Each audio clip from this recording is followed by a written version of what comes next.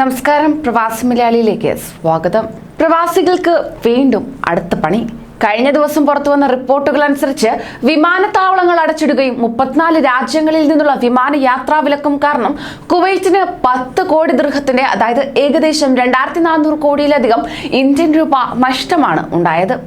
Kuwait travel and tourism bureau അംഗം അബ്ദുൾ റഹ്മാൻ അൽ ഖറാഫിയാണ് ഇത്തരമൊരു ആരോപണം ഉന്നയിച്ചുകൊണ്ട് രംഗത്തെത്തിയിരുന്നത്.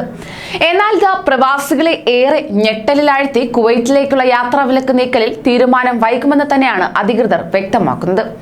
34 രാജ്യങ്ങൾക്കാണ് യാത്രാവിലക്ക് ഏർപ്പെടുത്തിയിട്ടുള്ളത്.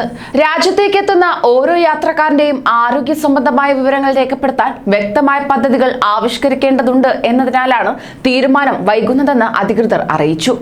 ഇത് സംബന്ധിച്ച് കുവൈറ്റ് എയർവേസ്, ജസീറ എയർവേസ് കമ്പനികൾ സമർപ്പിച്ച നിർദ്ദേശങ്ങളോട് ആരോഗ്യ മന്ത്രാലയം അനുകൂലമായി പ്രതികരിച്ചെങ്കിലും ഇനിയും 2 ആഴ്ചയെങ്കിലും തീരുമാനം വൈകുമെന്നാണ് അറിയാൻ സാധിക്കുന്നത്.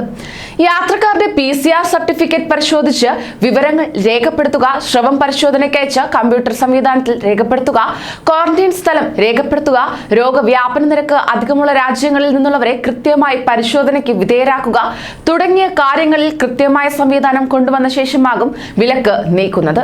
നിലവിൽ പ്രതിദിനം 20,000 യാത്രക്കാരുടെ സ്രവ പരിശോധന നടത്തുന്നതിനുള്ള സൗകര്യം വിമാനത്താവളത്തിൽ ഉണ്ടെങ്കിലും മറ്റു മുന്നൊരുക്കങ്ങൾ സജ്ജമാക്കാൻ കൂടുതൽ സമയം വേണ്ടിവരുമെന്നാണ് വിവരം.